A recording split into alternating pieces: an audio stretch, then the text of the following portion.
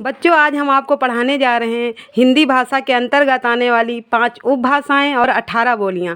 5 उपभाषाएं पश्चिमी हिंदी, पूर्वी हिंदी, बिहारी हिंदी, राजस्थानी और पहाड़ी हिंदी।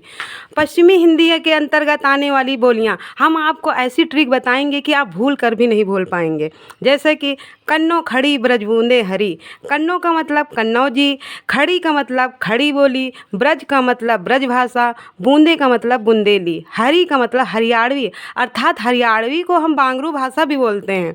उसी प्रकार पूर्वी हिंदी के अंतर्गत आने वाली उपभाषाएं या उपबोलियाँ, जैसे कि ए का मतलब अवधी, बी का मतलब पघेली, सी का मतलब छत्तीसगढ़ी। इस प्रकार पूर्वी हिंदी के अंतर्गत आने वाली बोलियाँ कौन कौन सी हो गई?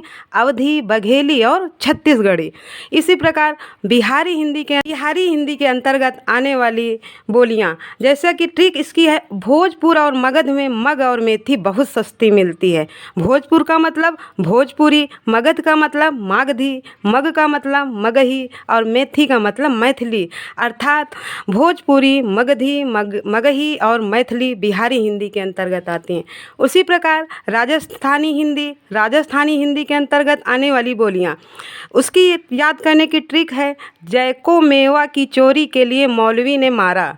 अर्थात जय का मतलब जयपुरी, मेवा का मतलब मेवाती, मौलवी का मतलब मालवी, मारा का मतलब मारवाड़ी। इस प्रकार राजस्थानी हिंदी के अंतर्गत आने वाली बोलियाँ जयपुरी, मेवाती, मालवी और मारवाड़ी। ठीक उसी प्रकार हम देखते हैं कि पहाड़ी हिंदी के अंतर्गत आने वाली बोलियाँ कौन कौन सी, उनको याद करने की ट्रिक कौन सी है।